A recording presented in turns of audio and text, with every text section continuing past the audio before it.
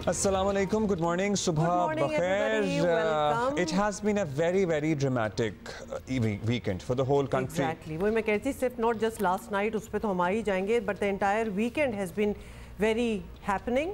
I would not rather call it happening, but dramatic and quite somewhat unfortunate as well. क्योंकि ये क्या हो रहा है हमारे इर्द गिर्द। अगर हम लोगों की तकलीफ से बात शुरू करते हैं, मतलब लोग जो जुड़वा शहरों में रहते हैं वो फंसे हुए थे। मतलब आई नो समबडी जिसकी शादी कैंसिल हो गई जो इस वीकेंड पे प्लान थी, और शादी की तैयारी आपको पता है कि कितने महीनों पहले या इवन सालों पहले शुरू हो जाती है। But obviously it could not happen. फिर सिग्नल्स की बंदिश थी अक्रॉस द कंट्री, लोगों को राब्तों में मुश्किलात का सामना था। फिर वो एक सियासी ड्रामा वो बिल्कुल ही अलग है कि जी वज़ीर आला खैबर पख्तूनख्वा गायब हो गए हैं, उन्हें मुबैना तौर पर अगवा कर लिया गया है, फलां हो गया है, ढमका हो गया है। वैसे हम बात करेंगे क्योंकि हमेशा इस किस्म की एक्टिविटी के बाद वो कैसे गायब हो जाते हैं। मतलब ये भी एक सवाल बनता है ना कि वो किधर जाते हैं रेस्ट करने के लिए। इन एनी केस ये सब कुछ तो हो ही रहा था। फिर कल रात को हो गई। कल रात का आपको पता ही कि कराची में एयरपोर्ट सिग्नल के करीब एक जोरदार धमाका हुआ है जिसकी गूंज जो थी वो ऑलमोस्ट पूरे ही कराची में सुनाई दी गई है। और इसमें 3 गैर मुल्की जान से गए हैं। मतलब this was it was shocking. शुरू में तो समझ ही नहीं आ रही थी क्योंकि खबरें तो आना स्टार्ट हो गई थी कि क्या हुआ है, और चूंकि हमारे पास पहले टैंकर एक्सप्लोजन्स और इस किस्म की चीज़ें हो चुकी हैं तो ये समझ नहीं आ रही थी कि ये कोई प्लान टारगेटेड कोई अटैक हुआ है कि या फिर वैसे कोई एक्सीडेंट है, कोई एक्सप्लोजन है। लेकिन फिर चीज़ें सामने आना स्टार्ट हो गई और जिसमें यही पता चला कि 3 गैर मुल्की जो है और अभी तो हम गए और 17 अफराद बाय द वे काफ़ी जख्मी हुए हैं। अभी तो नौयत ही जानने की कोशिश की जा रही है कि क्या हुआ है। जख्मियों में खातून पुलिस और रेंजर्स एहलकार भी शामिल हैं। एक जख्मी की हालत तशवीशनाक बताई जा रही है। इब्तदाई तहकीकात के मुताबिक धमाके से 12 गाड़ियों को नुकसान पहुंचा है आग लगने से। अगर आप विजुअल्स देखें ना, I mean, can you imagine कि उस वक्त जो विटनेसेस होंगे, जो इतनी बिजी ये जगह है। If you don't know, Karachi तो एयरपोर्ट से निकलते ही it is a mega busy place. मतलब आप किसी को छोड़ने जा रहे होते हैं या आप खुद उतर रहे होते हैं तो आप यहाँ से गुजर रहे होते हैं या यहाँ रुकते हैं, फैमिलीज, बच्चे, सभी लोग होते हैं। वरना आप हाईवे पे जा रहे होते हैं, मतलब यहाँ से गुजरना आप मलीर जा रहे होते हैं, आप हाईवे जा रहे होते हैं, आप कुछ भी कर रहे होते हैं। हुक्काम के मुताबिक 7 गाड़ियां, 2 रक्शों, 2 मोटरसाइकिलों और 1 पुलिस मोबाइल में आग लगी है। आप इसकी नौयत का अंदाज़ा लगाइए। वज़ीर दाखिला सिंध ज़ियाउल हसन लंजार ने इब्तदाई बयान में कहा धमाके का निशाना बनने वाली गाड़ी में गैर मुल्की शहरी सवार थे। DIG ईस्ट असफ़ महेसर ने कहा कि क्राइम सीन पर कुछ समझ में नहीं आ रहा। साथ ही CTD और इंटेलिजेंस एजेंसियों की तहकीकात जारी है। दहशतगर्दी और अब हम क्या कहें, मतलब इसका आंसर जो है वो तो नज़रअंदाज नहीं किया जा सकता। फॉरेंसिक रिपोर्ट आने तक हतमी तौर पर कुछ भी कहना कबल अज़ वक्त होगा। धमाके की शदीद मतलब इतनी कोई एक्सट्रीम नौयत थी। आपको बता दें कि बहुत ज़्यादा आवाज़ें, हमने जिस तरह आपको बताया कि as far away as Clifton, Chundrigar road, these places are far away from the airport, और वहाँ तक आवाज़ें आई हैं। ये कुछ विजुअल्स भी आपके लिए जो दूर के हैं। गवर्नर सिंध वज़ीर दाखिला IG सिंध ने धमाके की जगह का दौरा किया है। गवर्नर सिंध ने कहा कि तहकीकात कर रहे हैं, कयास आराइयों से गुरेज किया जाए। वज़ीर आला सिंध ने वाक़े की रिपोर्ट तलब कर ली है। ज़राए के मुताबिक ये जो गैर मुल्की हैं ये चाइनीज़ अफराद हैं जो इसमें निशाना बने हैं। And this was a targeted कार्रवाई। अच्छा जी, हमारे कॉरेस्पॉन्डेंट हमारे साथ हैं कमर अली। तौर पर ज़ाहिर है इसकी तस्दीक नहीं की गई है। कमर अली मस्तूरी हमारे साथ हैं और इनफैक्ट वो उसी स्पॉट पे मौजूद हैं कल जहां ये सब कुछ हुआ है। कमर बताइएगा, एक तो दिखाइए भी इर्द गिर्द। ये तो हमें पता चल गया था कि ट्रैफिक जो थी वो कुछ घंटों बाद ही खोल दी गई थी, लेकिन आपको कल के क्या असरात नज़र आ रहे हैं कि कल रात को जो यहाँ हुआ है? देखिए जी, जिस ये सड़क पर ये ब्लास्ट हुआ है, जिसे पुलिस हुकाम के मुताबिक ऑयल टैंकर ब्लास्ट है, उसे जो है वो ट्रैफिक के लिए बंद कर दिया गया है। हमारे कैमरामैन फाद बिन समी आपको दिखा रहे हैं, सील कर दिया गया है इस स्पॉट को।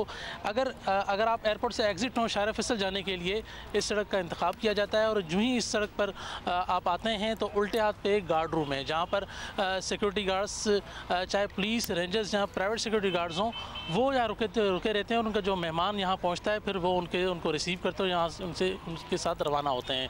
जब यहाँ पर धमाका हुआ तो उस वक्त जो है वो गैर मुल्कियों का कॉन्वॉय गुजर रहा था, साथ साथ इस जगह पर पुलिस और रेंजर्स और प्राइवेट गार्ड्स भी जो है वो यहाँ पर मौजूद होते हैं। गुज़श्ता रोज़ मौजूद थे, जैसा कि फुटेज में भी देखा जा सकता है, पुलिस मोबाइल को भी आग लगी हुई थी।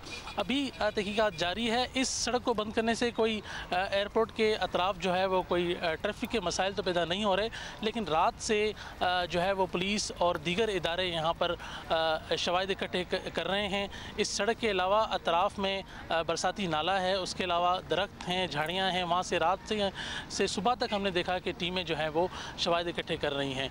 DIG ईस्ट ने जैसा कि बताया कि पहले आग ऑयल टैंकर में लगी और उसके बाद जो है वो धमाका हुआ, उसकी लपेट में आई। जो फायर टेंडर यहाँ पर पहुँची थी आग बुझाने के लिए, उनका ये कहना है कि 12 गाड़ियाँ जो है उनको नुकसान पहुँचा, जिसमें से कुछ गाड़ियाँ जो हैं वो मुकम्मल तौर पर जल गई।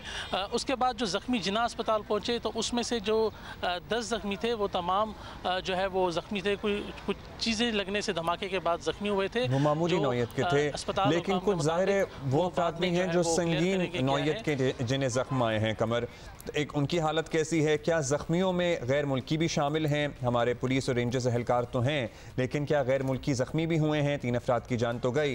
दूसरा, व्हेन यू से कि ये ऑयल टैंकर ब्लास्ट है, हुक्काम ने क्या तस्दीक की है? कोई तस्दीक की है अब तक? कोई कंफर्मेशन मिल सकी कि किस नौयत का धमाका था? कैसे हुआ ये धमाका? आया ये टारगेटेड कार्रवाई थी या हादसा था, या फिर ऑयल टैंकर भी टारगेट हुआ था to be used in this? मतलब हम ये समझने की कोशिश कर रहे हैं कि बात शुरू कहाँ से हुई होगी।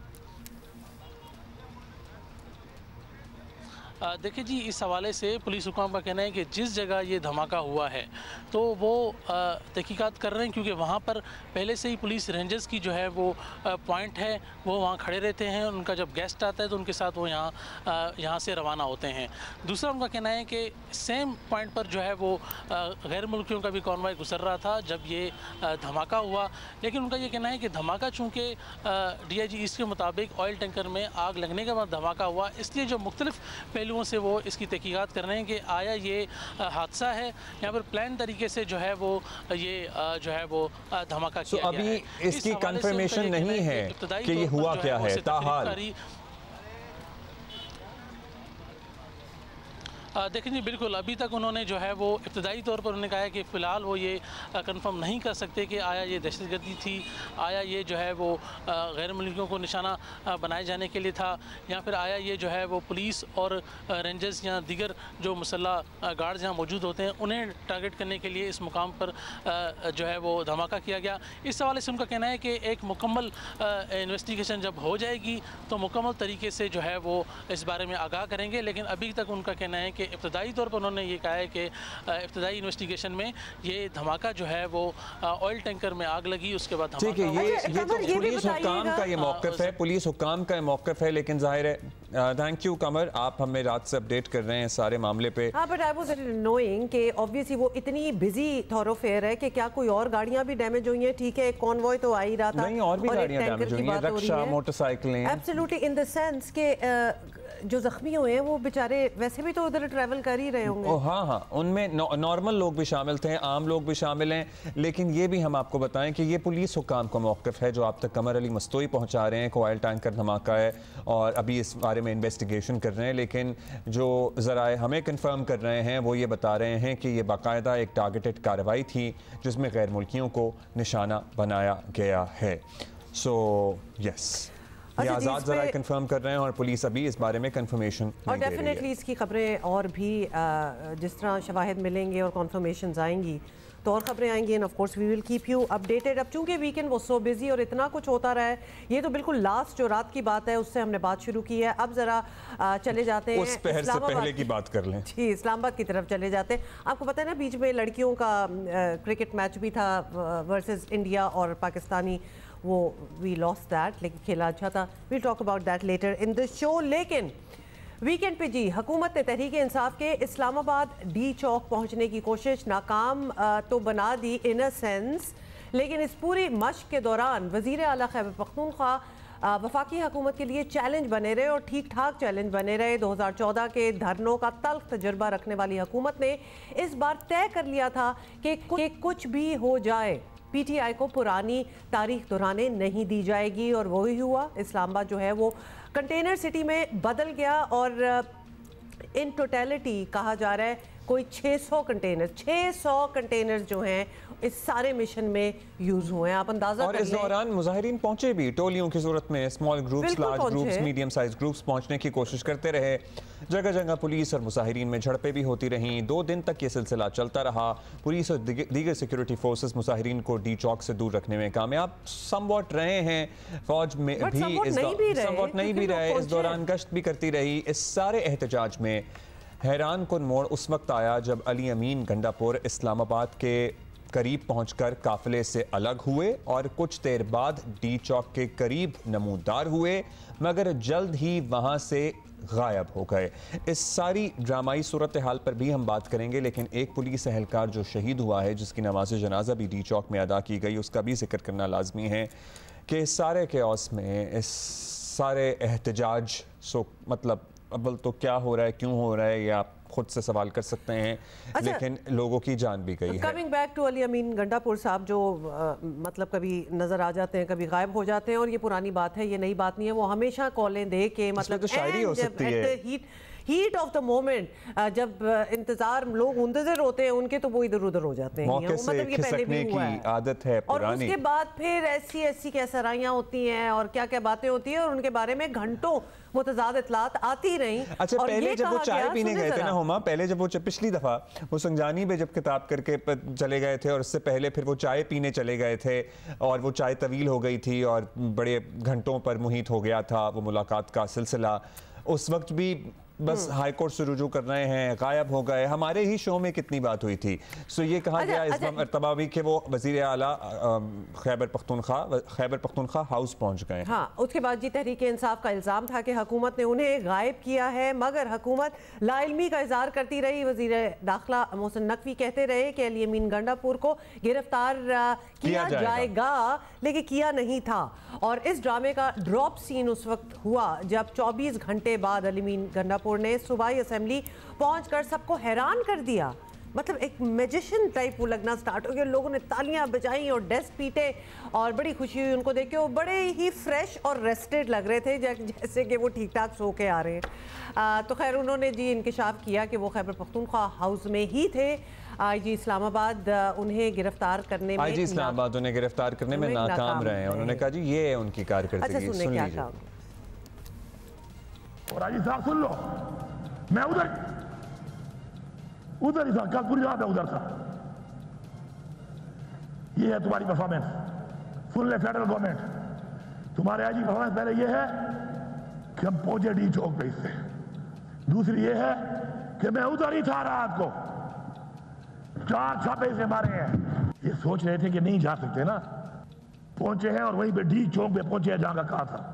पहुंचने के बाद हमने 2.5 घंटे 3 घंटे के बाद हमने फैसला किया कि चौके बिल्कुल फ्रंट पे आ चुके हैं और बहुत करीब से लड़ाई शुरू हो चुकी है। अल्लाह ना करे नुकसान ना हो जाए।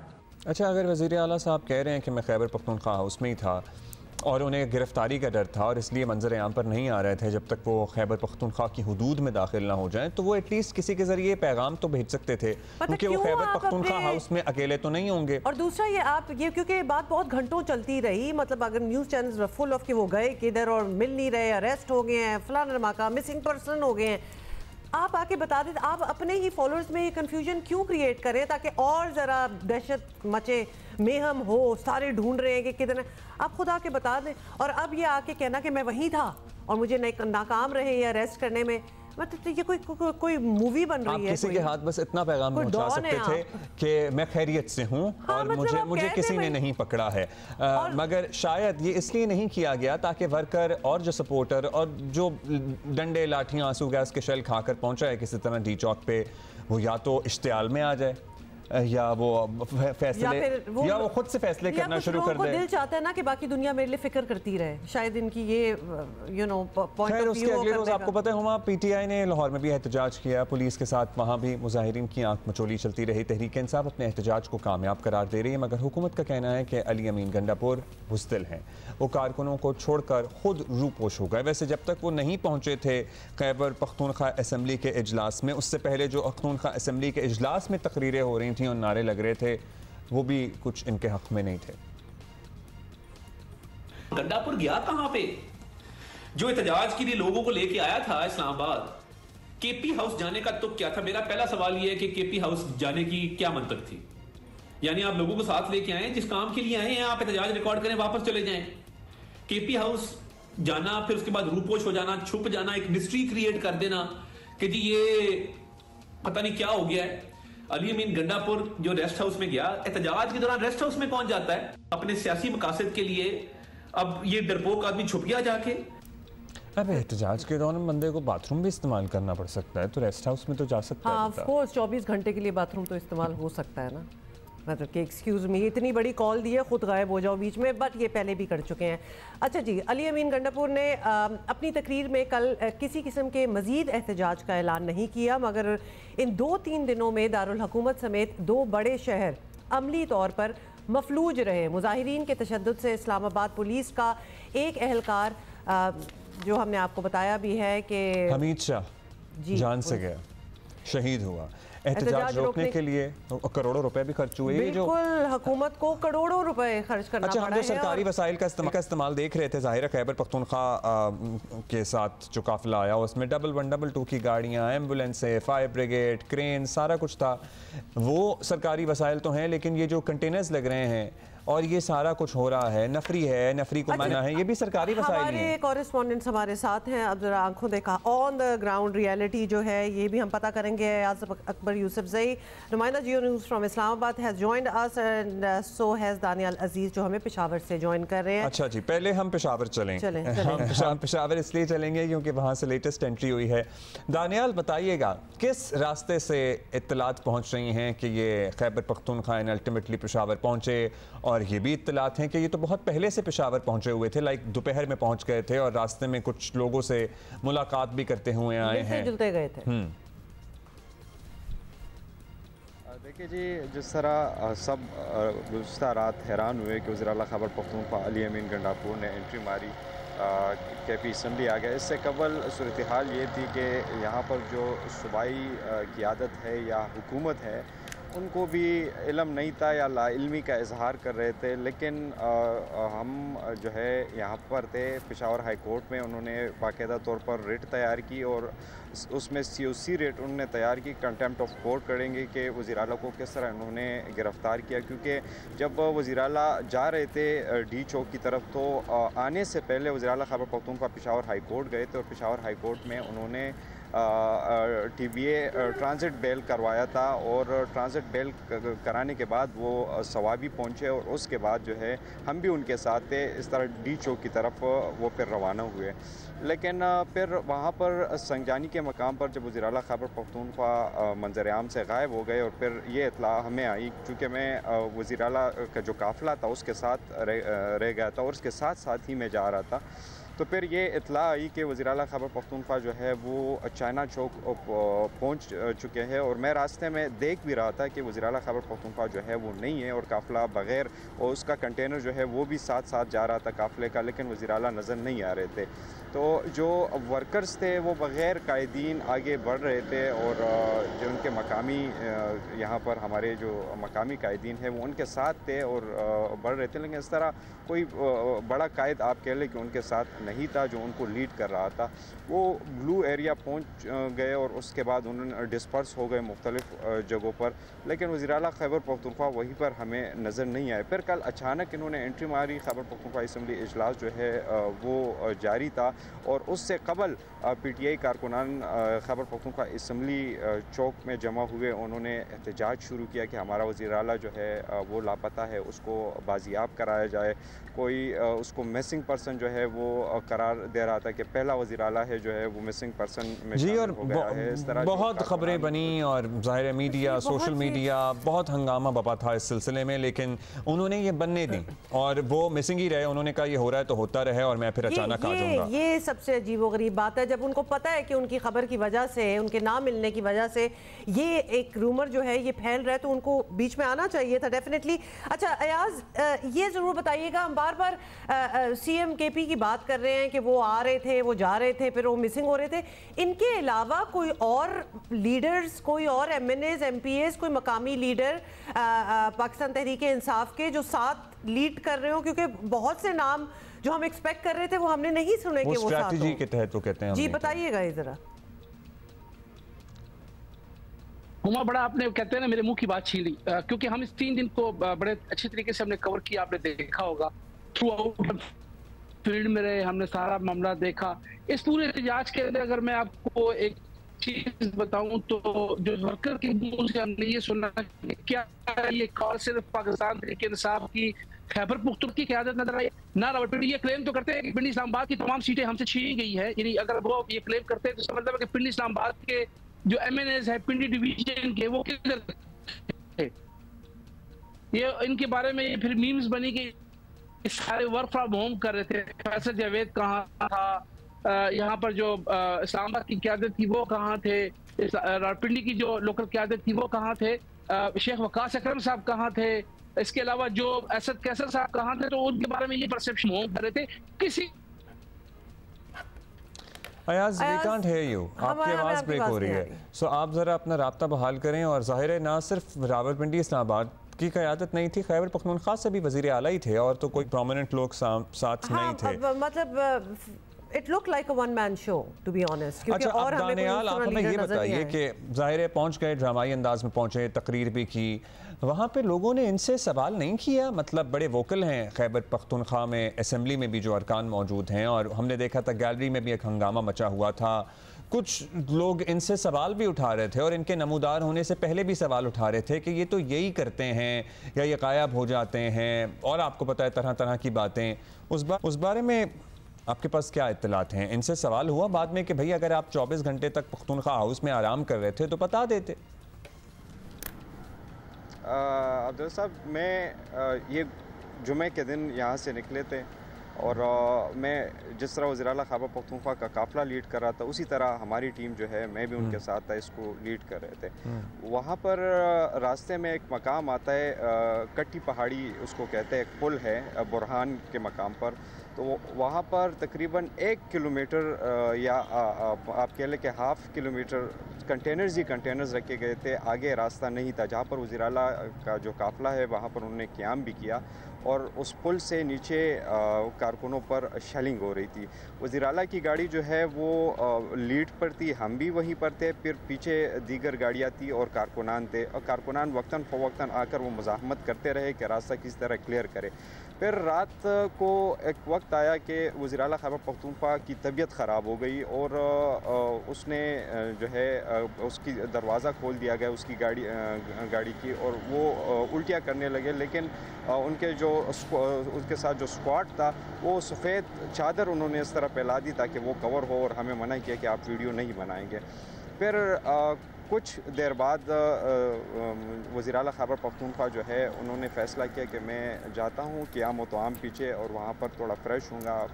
और मतलब ज़ाहिरी बात है, निकले थे, टाइम हो गया था, वज़ीर आला खैबर पख्तूनख्वा अपनी गाड़ी से भी नहीं निकल सकते थे। वो वज़ीर आला है, बाकी लोग तो फिर भी घूम फिर के ख़ुद को किस तरीके से फ्रेश कर देते थे। लेकिन जो वहाँ पर वर्कर्स थे वो इंतहाई मुश्तिल हो गए इस बात पर, और वज़ीर आला खैबर पख्तूनख्वा की जो गाड़ियाँ वापस जाने लगी उसका रास्ता। ठीक है दानियाल, इंटरेस्टिंग कि उनकी तबीयत ख़राब हो गई थी, उन्हें ये एलिमेंट हमें नहीं पता था कि उल्टियाँ हो रही थी, और फिर वो फिर वहाँ से चले गए आराम करने के लिए।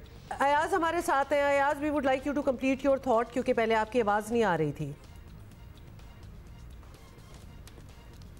जी बिल्कुल हुमा, मैं यही बात कर रहा था कि वर्कर्स यहाँ पर परेशान थे कि इस्लामाबाद की कोई लोकल क़यादत नहीं निकली, रावलपिंडी डिवीजन की कोई लोकल क़यादत जो है वो बाहर नहीं आई, और यही सारी चीज़ें सामने आ रही थी कि पाकिस्तान तहरीक इंसाफ का वर्कर कंफ्यूज था कि हमें क्या सिर्फ हमें कॉल के लिए बुलाया गया, किसी किस्म की कोई लीडरशिप मौजूद नहीं है। तो यही थ्रू आउट रहा, इसीलिए फिर वर्कर जब उनको मालूम हो कि अली बिन गंडापुर जो है वो यहाँ से जा चुके हैं तो फिर वर्कर भी वापस जाना शुरू हो गए। अच्छा अयाज ये बता दें कि कहाँ थे, क्योंकि एक नहीं थी, जितने मुंह उतनी बातें थी। कोई कहता है जी मारगला में थे, कोई कहता है फलां थे, और वो खुद ये कहते हैं कि मैं तो खैबर पख्तूनख्वा हाउस में ही था। ये वहीं थे और उसके बाद ये निकल के मारगला के रास्ते और मुनाल के रास्ते इत्तलात हैं कि हरीपुर से होते हुए फिर पेशावर पहुँच गए। देखिए जी, इस पे तो मेरी जो स्टोरी है वो डिफरेंट है, उससे हो सकता है आप लोग भी इत्तेफाक ना करते हों, क्योंकि पहले दिन जब ये केपी हाउस में ये तमाम मामला हुआ तो हमने इसको रिपोर्ट किया कि ये अरेस्ट हो गए हैं। मेरी इतलात के मुताबिक तो ये मेहमान थे, और मेहमान होने के बाद जब इनको ये बताया गया कि जी इसके बाद कोई इस किस्म की चीज़ें सामने नहीं आनी चाहिए या डी ब्रीफिंग की गई, उसके बाद फिर इनको जाने की इजाज़त दी गई। तो मेरे तो इसके अंदर मेरी स्टोरी तो बिल्कुल डिफरेंट है, क्योंकि मैं तो पहले दिन से इस पर कायम हूँ कि अली बिन गंडापुर साहब खैबर पख्तूनख्वा हाउस से निकल ही नहीं सकते थे। जिस तरीके से वहाँ पर FC रेंजर्स इस्लामाबाद पुलिस के IG जब जहाँ पहुंचे थे, तो मेरे पास तो ये इतलात भी थी कि वो किस वक्त वहां पहुंचे, किस वक्त वो मेहमान बने। तो इसके ऊपर मेरी स्टोरी तो बिल्कुल डिफरेंट है कि मैं तो इस पे कायम हूँ आज भी। सही है अयाज, आप भी ज़ाहिर इतने अरसे से PTI के मामलात कवर कर रहे हैं। इतला थी और thank you for being with Daniyal Aziz हमें काफिले के दौरान क्या कुछ होता रहा। मतलब इतनी मुश्किलों से कारकुन जो थे वो डी चौक तक फाइनली जो पहुंच गए थे, उसके बाद फिर वो वापस भी निकल गए। मतलब होना क्या था उधर, ये अभी तक वैसे समझ नहीं आई। Maybe the whole idea was कि पहुंचे।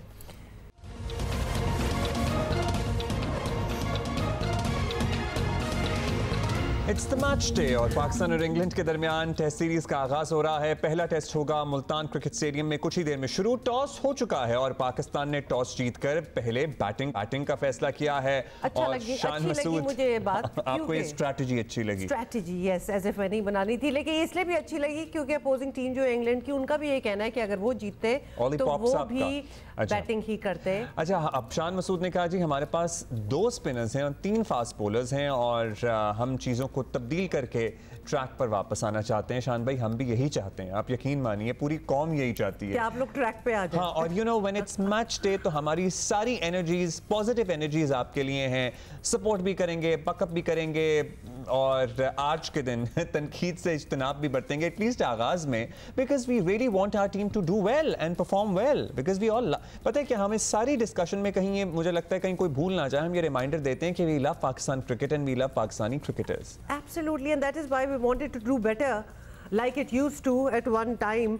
सोहेल इमरान हमारे साथ हैं और ये मैच कर रहे हैं। क्या हाल है आपका सोहेल?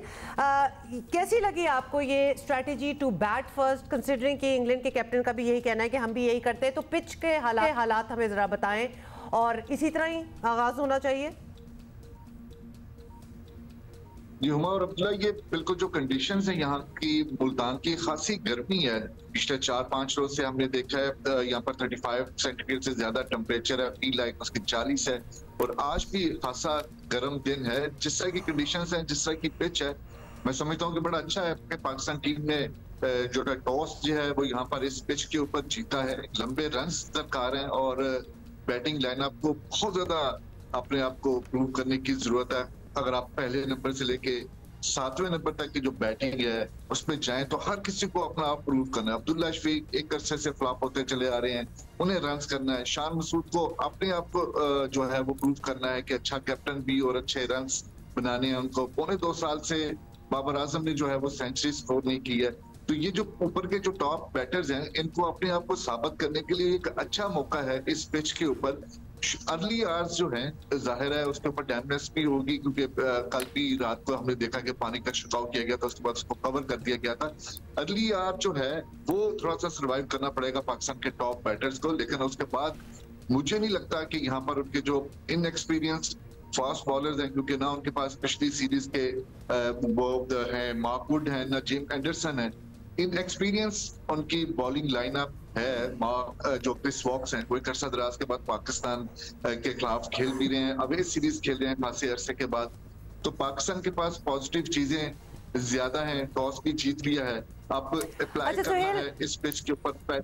ठीक है, ये भी ऑब्वियसली अभी तो स्टार्ट होगा और इंशाल्लाह अभी हम क्रिटिसिज्म या कोई क्रिटिकल एनालिसिस नहीं करेंगे, अभी तो गेम स्टार्ट होगी। ये बताएं कि मुल्तान स्टेडियम भरना शुरू हो गया है। वी डू अंडरस्टैंड कि आज तो वर्किंग डे है, तो क्या आप देख रहे हैं कि लोगों का इंटरेस्ट वी नो के होता है, लेकिन कब से भरना शुरू होगा? एक तो टेस्ट मैच देखने का रुझान पाकिस्तान में पहले ही बड़ा कम हो गया है। That's right. You're right, मतलब समझ आ गई है वैसे बात की। और सुहेल मतलब हमने अपने वालिद ये कहानियां सुनी हुई हैं कि वो टेस्ट मैच अपने दोस्तों के साथ, कजन्स के साथ देखने जाया करते थे। उसके बाद हमने अपनी जनरेशन में किसी बहुत ही कम एक आध इंथुजियास्ट जो कि टेस्ट मैच देखने गया है। टेस्ट वगैरह होते हैं ना, वहाँ जाते हैं, वहाँ भरे होते हैं लोग, एक कल्चर है। हाँ जाहिर है जी। सुहेल आप अपनी बात मुकम्मल कर रहे थे, कुछ आवाज चली गई थी बीच में।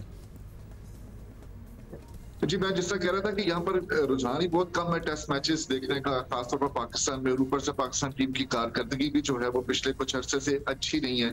इसी चीज को देखते हुए पाकिस्तान क्रिकेट बोर्ड ने जो तीनों टेस्ट मैचेस हैं उनके पहले रोज जो है वो मखसूस इंक्लोजर का दाखिला भी फ्री किया हुआ है। लेकिन उसके बावजूद होता है ना कि आपसे लोग पूछते भी हैं कि जी कहाँ पर मैच शुरू हो रहा है, कितने बजे मैच शुरू होगा, टिकट्स कहाँ से मिल रही हैं। मैं जब से मुल्तान है मुझे तो किसी ने यहाँ पर नहीं पूछा, जिससे हम लोग अंदाजा लगा सकते हैं। इंशाल्लाह परफॉर्मेंस ऐसी होगी कि हम जरा शायकीन को भी कहेंगे वो आए, इनका बकअप करें, और आपको भी सुहेल भाई जहमत देते रहेंगे हम। अभी हमारे साथ हम बता दें कि हमने बैटिंग का फैसला किया है टॉस जीतकर। हमारे कप्तान ये कहते हैं, और ये जो ट्रॉफी आप देख रहे हैं इसके बारे में आपका क्या ख्याल है? ट्रॉफी एनालिसिस कर्टसी जियो पाकिस्तान जो हम सालों से कर रहे हैं। जल्दी से ट्रॉफी दिखाएं, क्लोजअप दिखाएं कैसी है ट्रॉफी, और अगर क्लोजअप नहीं है तो प्लीज हमें बता दें कान में कि गोल्डन है, क्या लग रहा है?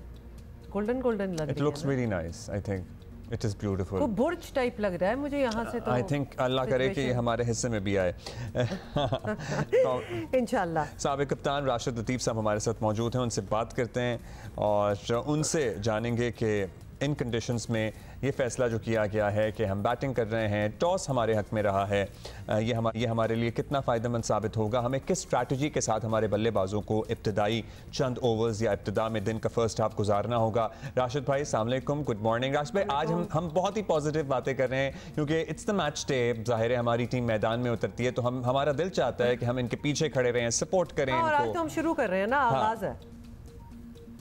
वालेकुम सलाम, थैंक यू वेरी मच। और बिल्कुल पॉजिटिव स्टार्ट लेना चाहिए पाकिस्तान टीम को भी और हमें भी, क्योंकि सपोर्ट की जरूरत है। काफी टाइम हो गया, बहुत वक्त गुजर गया है कि पाकिस्तान को बड़ी जीत नहीं मिली। टॉस जीतने का फैसला बिल्कुल मुनासिब लग रहा है क्योंकि मुल्तान में तीसरे चौथे दिन या पांचवें दिन ब्रेक होगी और हम आगा हो गए या बरार हो गए। 2 स्पिनर थे हमारे पास जो कि ट्रबल कर सकते हैं 4th इनिंग में। इसकी वजह से पाकिस्तान ने डिसाइड किया है कि हम पहले बैटिंग करें और एक अच्छा टोटल बोर्ड पे लगा दें जिससे मुश्किलात हों इंग्लिश टीम को पहली इनिंग में भी उनकी और 4th इनिंग में भी।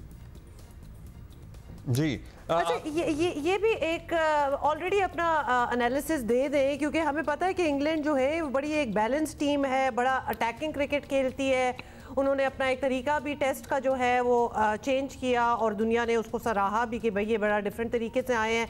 तो वो तो बड़े मतलब गंग होंगे कि हम आए हैं और अपेरेंटली पाकिस्तान एक वीकर टीम लग रही है इन द टेस्ट और पास्ट हमारे ऐसे ही गुजरे हैं, तो वो तो बड़ी स्ट्रॉन्ग पोजीशन में अपने आप को देख रहे होंगे।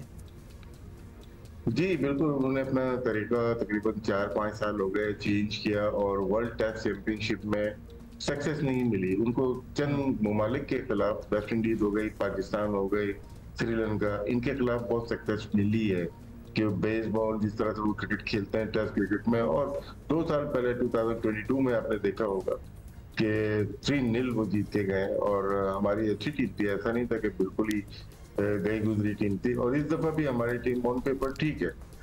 होम सीरीज में आपके पास अगर यंगस्टर्स भी हैं तो आप चल जाते हैं, लेकिन इंग्लैंड का जो खेलने का स्टाइल है वो हमें थोड़ा सा मुश्किल हो जाती है कि जब वो मारना शुरू करते तो हमारे पास ऑप्शन नहीं होते कि हम कैसे बचना है। उनकी जो बैटिंग है वो बहुत ज्यादा स्ट्रॉन्ग लग रही है। अगर ब्लैक क्रॉली को देख लें, बैन टैकेट को देखते हैं, जो रूट है इनके पास, तो इस टाइप की जो प्लेयर्स हैं जो कि अच्छी फॉर्म में आए हैं, तो मेरे ख्याल से पहली इनिंग में हमें अच्छा टोटल 400 प्लस हमें लाजमी करना पड़ेगा। अगर उससे नीचे आते हैं तो थोड़ा सा मुश्किल जरूर हो जाएगा। इंग्लैंड की टीम ऑन टॉप है इस वक्त, इसमें कोई डाउट नहीं है। और राशिद भाई हमारे सारे ही बल्लेबाजों से एक मैच विनिंग परफॉर्मेंस तो ड्यू है। अब कोई भी परफॉर्म कर दे performance, we look forward to that. लेकिन जाहिर है कि बहुत अरसे से ना बाबर हैं, ना साइम हैं, अब्दुल्ला शफीक, इन सब की तरफ से एक अच्छी इनिंग, एक अच्छी परफॉर्मेंस ड्यू है। हमने बांग्लादेश के खिलाफ जो सीरीज़ देखी थी उसमें हमारे कप्तान और दीगर लोग आके कहते रहे कि हम पिच नहीं रीड कर पाते सही, या नहीं कर पाए थे और इसलिए हमारी स्ट्रैटेजी में फ्लॉज थे और हमें नुकसान हुआ या हम हार गए। इस दफ़ा भी ये चैलेंज आपको लगता है आ सकता है, या इट्स सिंपल, मतलब मैथ्स है 2+2 जो भी होगा सामने है? इसमें टेक्निकल बात ये है कि जो पिच बनाने वाले ऑस्ट्रेलियन है वो थोड़ा सा हमें माइनस पॉइंट मिल जाता है, क्योंकि लोकल अगर पिच बनाएगा उसको ज्यादा पता होता है अपने वेदर का, अपनी जमीन का। लेकिन वहाँ के जो होते हैं वो रोलर कम चलाते हैं, जिसकी वजह से हम उसके खेलने के लिए आदी नहीं होते।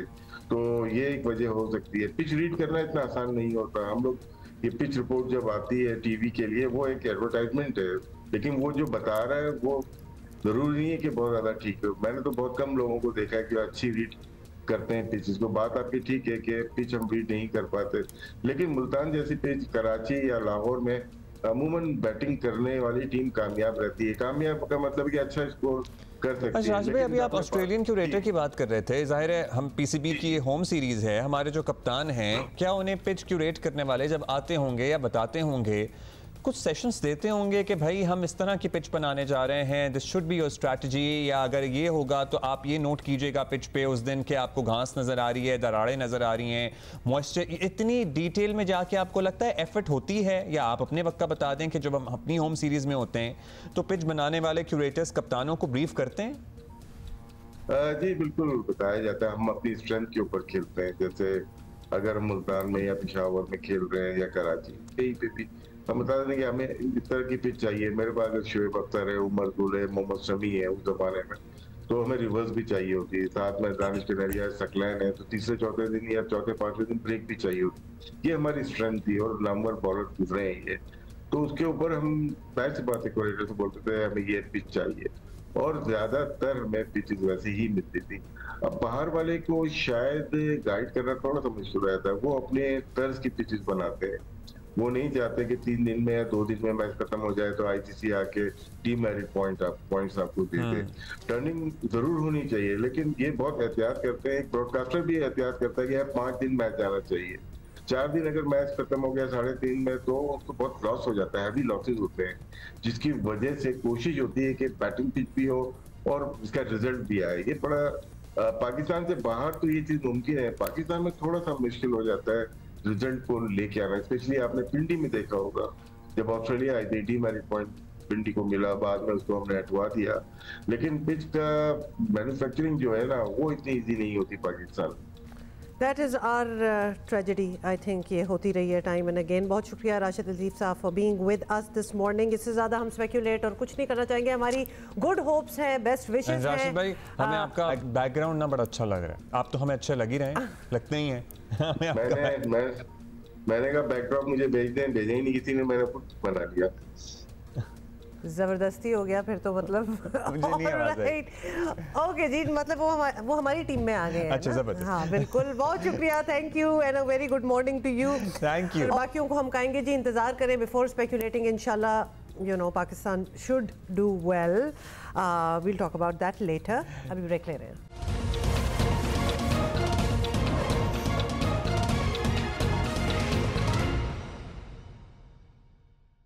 अब ज़रा डिस्कस करते हैं what happened in Islamabad over the weekend. तो उस पर एक दफ़ा फिर वापस आते हैं। तहरीक इंसाफ की क़यादत की जानिब से डी चौक पहुंचने की कॉल पर जुमे और हफ्ते को आपको पता है इस्लामाबाद ना यरकमाल बना दिया गया था। प्लीज़ ज़रा आप हमें बताएं, अगर आप लिख सकते हैं, आप हमें कहाँ लिख सकते हैं? अगर तो आप VPN के ज़रिए एक्स इस्तेमाल कर रहे हैं तो वहाँ हमने लगा लिया है, वो आप लिख दें तो हम पढ़ लेंगे। और अगर आप फेसबुक पे हमें कमेंट करना चाहें तो हमारी I do know about some people who had a flight to catch और जिनको कोई 5.5 घंटे लग गए एयरपोर्ट पहुंचने में, from main Islamabad to the airport 5.5 घंटे लगे। Of course by that time flight तो जा चुकी थी, they had to get to the next flight. So इस किस्म के भी बड़े किस्से सामने आए हैं जो कि लोग बिल्कुल ही समझें कि वो मूवमेंट ज़ीरो हो चुकी थी जहाँ 600 कंटेनर खड़े किए हुए हैं, वहाँ आप क्या एक्सपेक्ट कर सकते हैं कि आगे क्या होना है? और फिर आप सोशल मीडिया पे भी देख रहे थे, they were sleeping on green belts, कितनी वीडियोस जो हैं वो सामने आई हैं। पूरा शहर निज़ाम ज़िंदगी मफलूज हो जाता है। और फिर यहाँ जो हमारा ज़ाहिर इस्लामाबाद कराची से बहुत दूर है, वो एक कोना है, ये दूसरा कोना है।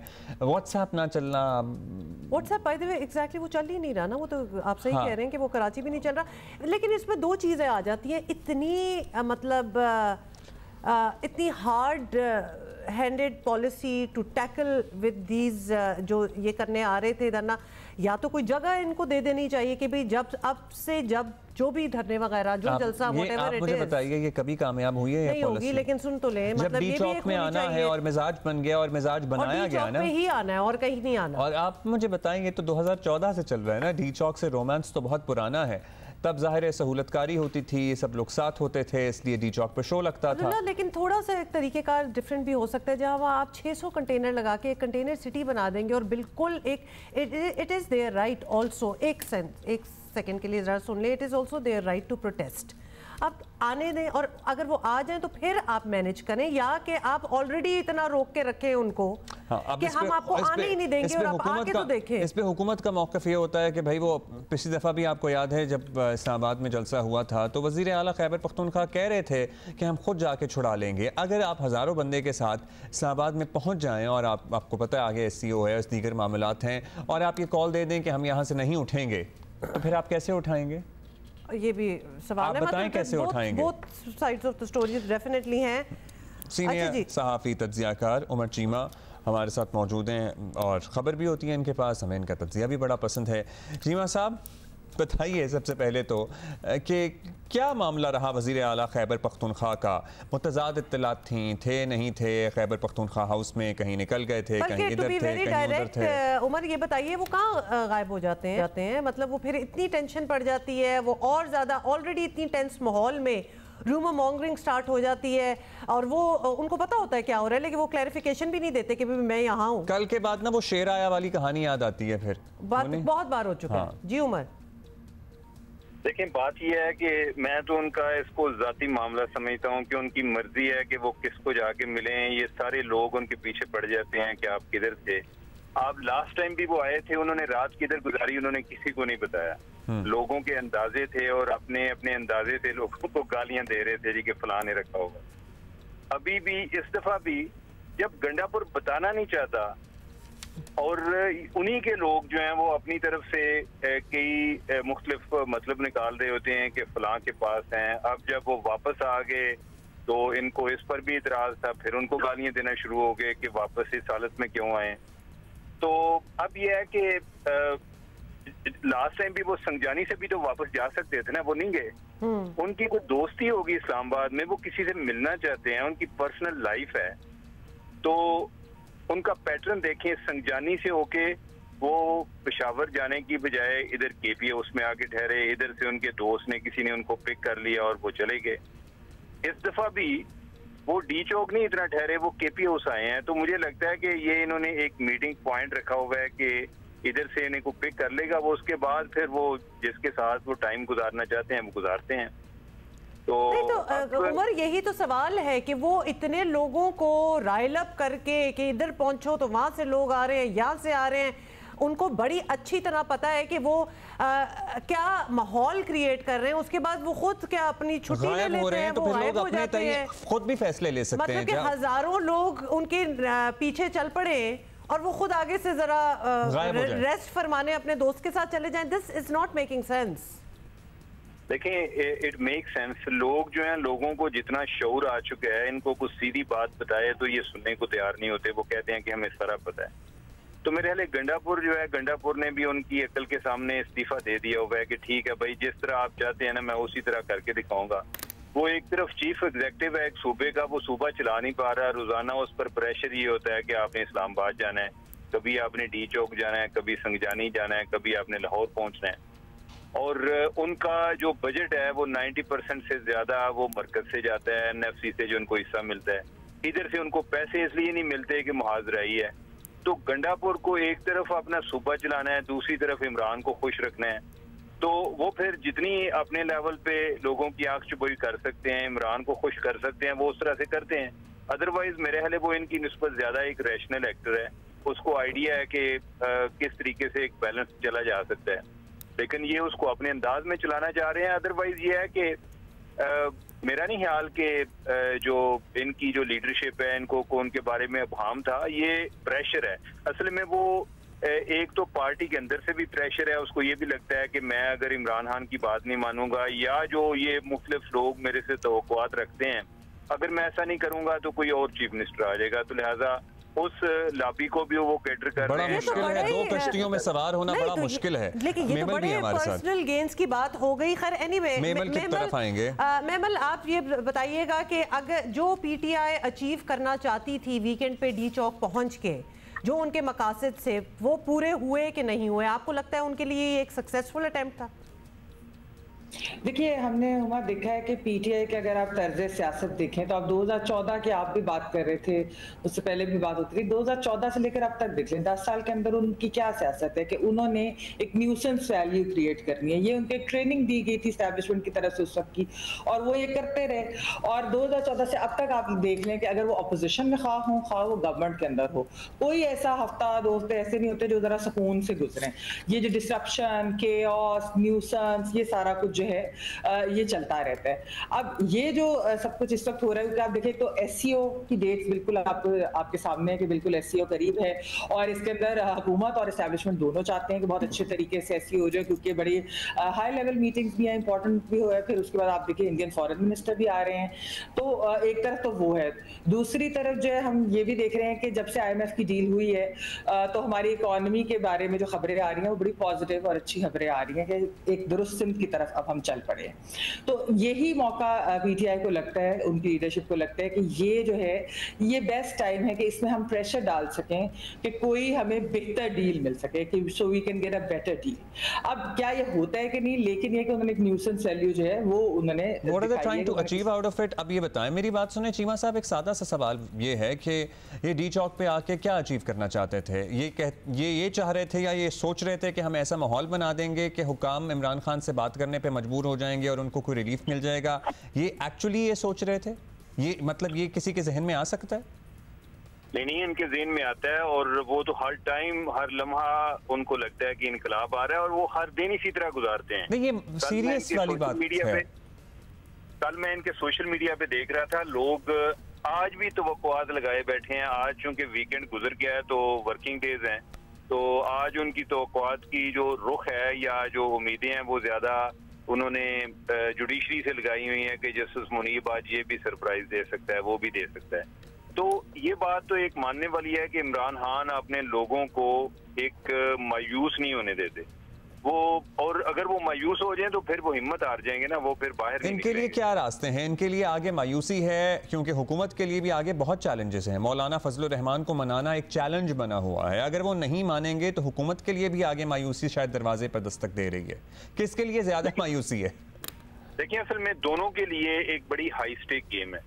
गवर्नमेंट अगर इस दफा आईनी तरमीम नहीं ला सकती तो गवर्नमेंट फारिग है, और पीटीआई के लिए ये है कि वो अगर ये आईनी तरमीम पास हो जाती है तो फिर पीटीआई फारिग है, इनकी कोई बंदा बात नहीं सुनेगा। उनकी जो एक उम्मीदें लगाए बैठे हैं कि जुडिशरी की तरफ से भी उन्हें रिलीफ मिलेगा, शायद उसमें भी कमी होगी। तो लिहाजा एक दोनों के लिए एक बड़ी डू और डाई पोजीशन है, और उसमें मौलाना एक अहम किरदार अदा कर रहे हैं। तो जो पीटीआई का आप देखें ना, इस महीने में एहतजाज में जो शिद्दत का सबब है वो भी ये आईनी तरमीम है। उन्हें लग रहा है कि अगर ये आईनी तरमीम आ जाती है तो उसके बाद वो इररेलेवेंट हो जाएंगे। मेमल, यही सवाल आपके सामने पुट करना है। आपको क्या चांसेस लग रहे हैं, क्योंकि दोनों के लिए, एक के लिए बहुत इंपॉर्टेंट है कि हो जाए ये तरमीम, एक बिल्कुल उनके लिए तो डू और डाई वाली होगी कि ना हो। आपको क्या लग रहा है कि किस तरफ ये बात जाती नजर आ रही है आपको? देखिए हुमा, अभी तो फिलहाल नंबर्स के ऊपर काम हो रहा है। और हुकूमत तो ये समझती है कि आईनी तरमीम लाना बहुत ज़रूरी है, और उनको ये लगता है कि जो अदलिया के अंदर सियासत जिस किस्म की हो रही है, वो कहते हैं कि उसके ऊपर कोई सवाल नहीं उठाता है। सियासतदान या सियासी जमातों का तो काम होता है एक सियासत करना, और वो इस तरह की चीज़ अपने वेस्टेड इंटरेस्ट के लिए भी करते हैं। लेकिन वो कहते हैं कि जिस वक्त अदलिया के अंदर जिस किस्म की सियासत हो रही है कि किस तरीके से जब अगर लॉ मिनिस्टर जो हैं वो मिलने जाते हैं गुड फेथ में, वो बताते हैं कि जुडिशल रिफॉर्म्स आने हैं, उसके जो है 3 दिन के बाद जो है वो इस तरह के फैसले आने शुरू हो जाते हैं, और फिर जो है उसके बाद एक रिजर्व सीट्स का ओवरऑल जो है वो केस जिस तरीके से चलता है, तो ये जो सारी वो अगर आप उसको डॉट्स कनेक्ट करें तो हुकूमत को तो ये लगता है कि ये सब कुछ जिस तरीके से हुआ है ये हुआ ही अमेंडमेंट्स को रोकने के लिए। यानी कि आप देखें कि जो एक वजाहती नोट आता है 14 सितंबर को, वो अगले दिन वोटिंग होनी होती है उससे पहले आ जाता है, तो वो भी उनको लगता है कि वोटिंग रोकने के लिए आया था। और फिर उस पर जब चीफ जस्टिस सब सवालात उठाते हैं, और जो कि सही सवाल भी उठाते हैं कि कहाँ हुआ और सारा कुछ, लेकिन उसके कोई उस तरीके से खातिर जवाब तो आता नहीं, और फिर एक डिटेल जजमेंट भी है। तो ये हुकूमत का मौक़िफ़ है। हुकूमत को लगता है कि अदलिया में जो दूसरी साइड है वो इस वक्त सियासत कर रही है, और वो चाहती नहीं है कि अदलिया की जो पावर्स हैं वो पार्लियामेंट में, यानी पार्लियामेंट को चेक्स एंड बैलेंसेस रख सके। तो ये एक हुकूमत का मौक़िफ़ है। तो हुकूमत तो इसलिए ये करना चाहती है कि वो तो चाहते हैं कि ये हो जाए, और वो कह भी रहे हैं कि वो चाहते हैं कि 25 से पहले हो जाए। तो ये एक चीज़ है हमारे सामने। अब देखते हैं कि नंबर्स किस तरीके से अगर ये मैनेज कर पाते हैं कि नहीं, क्योंकि अभी तक तो जो खबरें थी उसमें ये है कि कुछ नंबर्स इनके कम हैं। ज़ाहिर है कम तो हैं, इसलिए दिन रात कोशिशें हो रही हैं, वक्त मिले, हाँ वक्त मिले चले जा रहे हैं, वक्त मिले चले जा रहे हैं। लेकिन उमर साहब, अगर रियासत एक दफ़ा फैसला कर ले कोई काम होना है तो फिर हो जाता है, मगर इस मरतबा मुश्किल पड़ी हुई है ऐसा लग रहा है इस आईनी तरमीम को लेकर। देखिए, उसकी एक वजह यह है कि इसका मतलब है कि रियासत उतनी ताकतवर नहीं रही जितनी ताकतवर थी, या जितना उनका बस पहले चलता था। उसके लिए इस दफ़ा वही काम करने के लिए उन्हें एक्स्ट्रा एफर्ट करनी पड़ रही है। इस दफ़ा उनको ज़्यादा एक मुज़ाहमत का सामना करना पड़ रहा है। तो लिहाजा रियासत जो है वो खुद भी एक बहरानी कैफियत से गुजर रही है। ये जो एक मिथ हमने बनाई हुई थी कि वो उनकी मर्जी के बगैर पता नहीं चल सकता, ये बात दुरुस्त नहीं है, या एटलीस्ट अभी ये बात साबित हो रही है कि ऐसा नहीं है। उन्हें भी काफ़ी कोशिश करनी पड़ती है। मौलाना साहब के बहुत पुराने शिकवे शिकायतें। जी महमल जी वांटेड यू आंसर। नहीं, मैंने कहा देखिए इसमें थोड़ी सी ये कि देखिए 2014 में हमने देखा था जो पीटीआई का धरना था, उसमें एस्टैब्लिशमेंट साथ थी, लेकिन वो कामयाब तो नहीं हुए। 126 दिन का उन्होंने धरना किया, हुकूमत गिराने में तो कामयाब नहीं हुए। तो कई होता है, तो इस तरह भी होता है कि रियासत साथ भी होती है। हाँ, ये हमने क्योंकि पिछले चंद सालों में खासतौर पे हाइब्रिड में हमने देखा है कि जिस तरीके से आर्म ट्विस्टिंग होती है, पॉलिटिकली जिस तरीके से मैनेज किया जाता है, तो वो भी हमारे सामने, तो शायद इस वजह से लगता है कि रियासत जब इमरान खान साहब बरसर इक़्तिदार आ गए थे तो उसके बाद तो चीज़ें मैनेज होती चली गई, लेकिन उससे पहले तब वो धरने के वक्त कामयाबी नहीं हुई थी, लेकिन दूसरे तरीके से आपको पता ही है फिर किस तरह मैनेज किए गए थे। पार्लियामेंट के अंदर भी, पार्लियामेंट भी जिस तरह कर्नल एक चलाते थे, तो वो तो हमने चीज़ें देखी हुई हैं अनफॉर्चुनेटली। मौलाना फजलुर रहमान के पुराने शिकवे शिकायत हैं, बहुत सी पार्टियां जो इन्वॉल्व हैं अब इसमें। उमर चीमा साहब, मेमल, आप दोनों से सवाल है, मतलब आपको लगता है कि मौलाना मान जाएंगे या वो अपनी सियासत भी मद्देनज़र रखे हुए हैं? अगर आगे चलकर फिर उन्हें सियासी नुकसान ही होगा ना अगर इनके साथ बैठेंगे तो अगले इलेक्शन में। जी देखिए अब्दुल्ला, इसमें जो लोग उनको मिलकर आए हैं वो तो ये समझते हैं कि वो बार्गेन कर रहे हैं और वो इवेंचुअली मान जाएंगे, लेकिन अभी तक हमने देखा जैसे कि वो खुद तो यही कह रहे हैं कि इतनी इस तरह से नहीं, और इस तरह की जो है वो तरमीम नहीं होनी चाहिए। ठीक, alright, that is all the time we have. Thank you Cheema साहब, thank you ji, thank you मेमल। ब्रेक लेते हैं, वापस आ रहे हैं थोड़ी।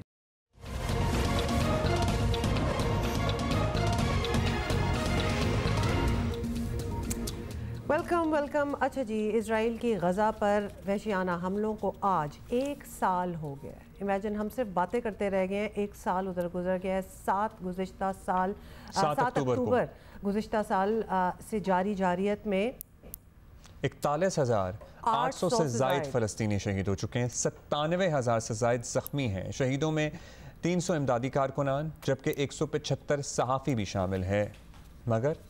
मगर इजराइल का ऑब्वियसली जंगी जुनून जो है वो कम होने के बजाय आज कई गुना बढ़ चुका है, और बात गज़ा से निकलकर लबनान, यमन, शाम और ईरान तक जा पहुंची है। मतलब एक जगह तो उन्होंने कर ही लिया था, कब्जा करने की हम कहेंगे कोशिशें जारी हैं, 4 और मुल्कों को उन्होंने बीच में लपेट ले लिया है। बज़ाहिर पूरा खित्ता इस वो जंग के दहाने पर ही खड़ा है, बल्कि हम तो कहेंगे ऑलमोस्ट जंग यहाँ शुरू हो चुकी है। गज़ा पर इजरायली जारियत के 1 साल मुकम्मल होने पर मुल्क भर में फ़लस्तीनी अवाम से आज इज़हार यकजहती किया जाएगा और गज़ा और फ़लस्तीन के मामले पर ऐवान सदर में आज दोपहर 3 बजे ऑल पार्टीज़ कॉन्फ्रेंस होगी। सदर आसिफ जरदारी सरबराही करेंगे इस कॉन्फ्रेंस की।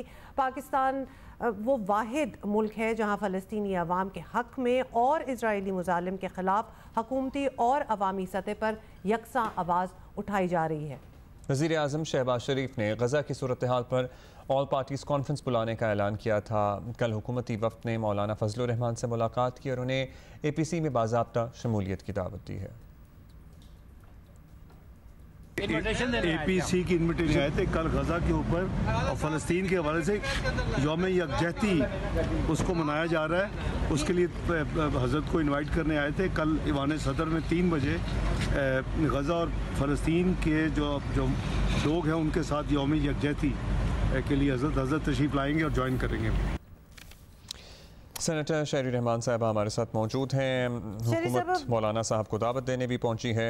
लेकिन ज़रा पहले आज सूरत हाल पे हम मिडल ईस्ट की खित्ते की और 1 साल पहले शहरी साहब आपको लेके जाते हैं जब ये सारा मामला जो था ये शुरू हुआ था। 1 साल हो गया इसको, तो हमें ऐसा लग रहा था कुछ हफ्तों बाद कि वर्ल्ड प्रेशर इतना बन जाएगा कि इज़राइल, या शायद ये हमारी गलती थी ये सोचने के लिए कि इज़राइल थोड़ी देर के लिए पीछे हट जाएगा, कोई सीज़ फायर की सिचुएशन बन जाएगी।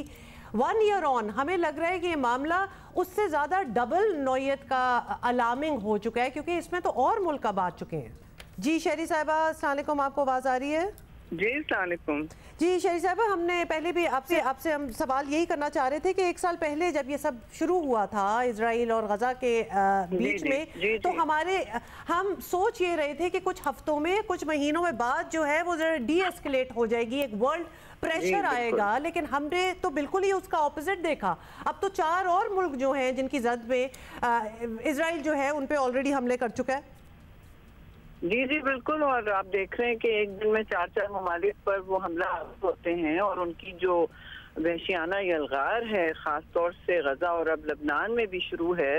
ये एक सेटलर कॉलोनियल प्रोजेक्ट है जी, वो अपनी बाउंड्री बढ़ाते जा रहे हैं ताकि वो वहाँ पे इजराइल के सेटलमेंट्स यकीनी बनाएं और इस तरह वो जगराफिया चेंज करना चाहते हैं मशरिक़ वस्ता की। तो इस सूरत हाल में तो मैं समझती हूँ कि हमें बहुत एक जोरदार और मौसर पैगाम भी देना चाहिए, कौमी वहदत की भी अक्कासी होनी चाहिए इसमें। तो आज तो हुकूमत ने APC की है इसी हवाले से कि इस मसले पर ना कोई ऐसा किसी को ख्याल हो कि ये कोई रिवायती हम काम करने जा रहे हैं। अब रिवायत से आगे भी बढ़ना है और अपनी ना सिर्फ यकजहती दिखानी है, बट उनको भी ये पैगाम मिलना है, दुनिया को भी पैगाम मिलना है कि भी पाकिस्तान की इस वक्त आवाज मौसर है और गूंज रही है हर मुख्तदिर आला ऐवान में जो दुनिया में इस वक्त फैसले कर रहे हैं। और ये बगैर इसराइल को खुली छूट दिए हुए जी, असल इशू इम्प्यूनिटी का है, उनको खुली छूट है, वो एक नैरेटिव बनाते हैं, बयानिया बनाते हैं। अभी भी कहते हैं कि अभी भी कहते हैं कि अभी हमें जवाब देना है, मतलब हजारों लोग शहीद हो चुके हैं। हम दुनिया को किस तरह इस वक्त देखें कि कहीं से बहुत मुज़म्मती बातें तो होती हैं लेकिन कोई रोक नहीं पा रहा इजराइल को, ऑलमोस्ट खुली छूट ही मिली हुई है कि जो करना है कर लो। तो हम दुनिया को किस नज़र में देखें जहाँ हम दोबारा से कनेक्ट करने की कोशिश करेंगे, लेकिन हम बात यही कर रहे हैं कि जहां हर मुल्क, अमेरिका से लेके आप पाकिस्तान, हर जगह आप देखें तो जो मुल्कों की आवाम है वो इसके अगेंस्ट है, वो बड़ा एहतजाज कर रहे हैं, लेकिन हुकूमतें जो हैं अब उनकी अपने इंटरेस्ट का है। और अगर जैसे कि शहरी साहबा कह रही थी वो उतना हार्ड हैंडेड नहीं है। इजराइल खित्ते का जोग्राफिया तब्दील करने की कर रहा है, जो कि बरमला कर रहा है और डंके की चोट पर कर रहा है, तो खित्ते में और भी ममालिक हैं और बड़े ताकतवर और अमीर मुस्लिम ममालिक हैं और ज़ाहिर है आपस के डिफरेंसेस हो सकते हैं और हैं, लेकिन एट द सेम टाइम क्या वो वक्त आ गया है कि अब बाकी ममालिक जो हैं, मुस्लिम दुनिया, मुस्लिम उम्मा कोई एफर्ट करे? मतलब बात तो वही आ जाती है ना कि दुनिया, ये बड़ा अहम सवाल है। बल्कि हम ये इसको बड़ा सिंपल टर्म्स में कर देते हैं शहरी साहिबा कि दुनिया इस वक्त इजराइल को रोक क्यों नहीं पा रही? जी वाज़ेह है कि दो बातें जी, एक तो एक मल्टीलैटरल निज़ाम है दुनिया का, अक़वाम मुत्तहिदा उसका महवर है, और वहाँ उन्होंने पहले तो उनके सेक्रेटरी जनरल को बुरा भला कहा है और उनको कहा है कि आपको हम अपने मुल्क में भी आने नहीं देंगे, आप पर्सोना नॉन ग्राटा हैं। ये कभी दुनिया में जिंदगी में किसी की तारीख में नहीं हुआ है, और उन्होंने ये करके दिखाया। और एंटोनियो गुटेरेस क्योंकि वो मरून मिन्नत हैं मुक़्तदर पावर्स के ममालिक के, उन्होंने थोड़ा बहुत टेम्पर किया कि नहीं मैं कंडेम करता हूँ, क्योंकि उन्होंने कहा आपने कंडेम नहीं किया। अब देखिए ईरान को। अब दूसरी बात ये इसमें देखिए उनको आप असलहा पहुंचाए जा रहे हैं, और ख़ास तौर से अमेरिका तो कहता है कि जी हमें पता नहीं था इनके हमलों का और हम इसके पीछे नहीं हैं। और लेकिन देखिए वाज़ेह पुष्पनाई तो नज़र आती है ना, इसमें तो कोई दो राय नहीं है। और जिस तरह आप चाहे अब फरीक हो ना हो, लेकिन पुष्पनाई तो है जी। तो ये सवाल हर तरफ से उठ रहा है कि इजराइल को जो खुली छूट है, वो इम्प्यूनिटी जो है, शहरी साहिबा, मुस्लिम ममालिक के ज़ाहिर है आपस के इतने डिफरेंसेस हैं और खुली छूट है, लेकिन कब तक? मतलब क्या मुस्लिम ममालिक जो बाकी हैं, जो इन्फ्लुएंशियल हैं, is it not high time कि वो अब कहें कि भाई अब सीरियस एफर्ट सारे लोग करें और सिर्फ मजम्मती बयानात तक मामला महदूद ना रहे? जी बिल्कुल बिल्कुल। एक फौरी तौर पर हंगामी इजलास भी होना चाहिए OIC का, जिस पर वो तय करें लाए अमल, यानी कि कोई प्रैक्टिकल स्टेप्स भी हों, और जैसे आपने कहा मज़ामती अल्फाज के आगे हो। और देखिए बड़े बड़े ममालिक, लंदन में कितने बड़े बड़े मुजाहरे पुरअमन हो रहे हैं।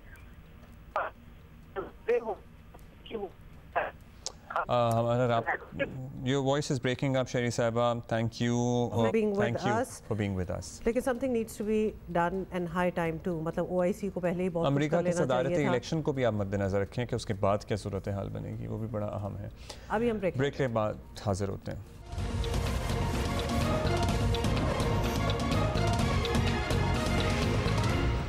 अच्छा जी, वज़ीर आला खैबर पख्तूनख्वा अली अमीन सरप्राइज़ एंट्री देंगे खैबर पख्तूनख्वा असम्बली के इजलास में, जिसका पहले को वक्त कुछ और था, फिर डिले हुआ। ये खबर बाखबर लोगों को इस्लामाबाद में थी, और अंसार अब्बासी साहब जो कि सीनियर सहाफ़ी हैं, एडिटर इन्वेस्टिगेशन हैं द न्यूज़ के, उन्होंने अपने वीलॉग में तकरीबन कोई 5 घंटे पहले ये बता दिया था कि उनकी बात हुई है और उनको पता लगा है कि किस तरह से अली अमीन एंट्री देंगे और कहाँ देंगे। सुनिए। इस्लामाबाद में ही है, इस्लामाबाद से निकल के पेशावर जा चुके हैं। अच्छा, फिर अभी कुछ घंटा 1.5 घंटा पहले मेरी एक और जो एक सिक्योरिटी ऑफिशियल से बात हुई, एक की सिक्योरिटी ऑफिशियल से, उनका ये कहना था कि जी यहाँ पे जो उनकी जो गाड़ियाँ थीं वो पेशावर पहुँच चुकी हैं, और उनका अंदाज़ा था और वो कह रहे थे कि 90% हम श्योर हैं कि अली अमीन गंडापुर साहब पेशावर पहुंच चुके हैं, और वो अब उनकी एक सरप्राइज़ मतलब है कि एंट्री देंगे। एक मतलब है कि वो अचानक से नमूदार होंगे, और उनका ये ख्याल था कि जी ये जो वहाँ पे शायद जो सूबाई असम्बली का जो सेशन होने जा रहा है, तो हो सकता है कि उस सेशन में जाके ऑल ऑफ अ सडन वो जाके सामने आ जाएं। लेकिन मैंने कहा कि क्या आप 100% श्योर हैं इसके बारे में? तो उन्होंने कहा नहीं, 100% श्योर तो नहीं है, लेकिन हमारी इतलात ये हैं और 80 to 90%। अच्छा, और उसके बाद इसका अगला हिस्सा वो है कि वो किस तरह से गए हैं। अंसार अब्बासी साहब ने इसकी तफसील भी बयान की है, वो भी बड़ा इंटरेस्टिंग है। अच्छा जी, अभी हम आपको ये बता दें कि तहरीक इंसाफ की क़यादत की जानिब से टी चौक पहुँचने की कॉल पर जुमे और हफ्ते के रोज़ इस्लामाबाद की सड़कें मैदान जंग का सर्टनली मंजर पेश करती रहीं। PTI कारकुन पुलिस के दरमियान जगह जगह झड़पें हुई, आंसू gas, lathi, shell, you name it basically. लेकिन इस पूरे मामले में आपको बता दें कि तहरीक इंसाफ की क़यादत जो है वो नज़र नहीं आई, वो बिल्कुल ही गायब थे। ख़ुद तहरीक इंसाफ के कारकुनान अपने रहनुमाओं को तलाश करते रहे, जो उन्हें आगे करके ख़ुद जो है वीडियो पैगामात के ज़रिए एहतजाज के लिए उकसाती रही, जो लीडरशिप थी। देखें ज़रा। आप वहाँ पहुँचें, उनको पानी दें, उनको आप नमक दें, इस वक्त उनको आप कोई खुश्क खाने की चीज़ें दें। आप अभी फौरी तौर पर जितने भी जो सुनने वाले हैं, मैक्सिमम तादाद में हर एक बंदा अपने घर से निकले। बहुत ज्यादा तादाद में लोग जो हैं वो डी चौक के आसपास भी हैं, ठहरे हुए हैं और पहुंच रहे हैं। और इंशाल्लाह ताला आप देखेंगे कि आज मजीद जो है आवाम का समंदर होगा डी चौक के अंदर।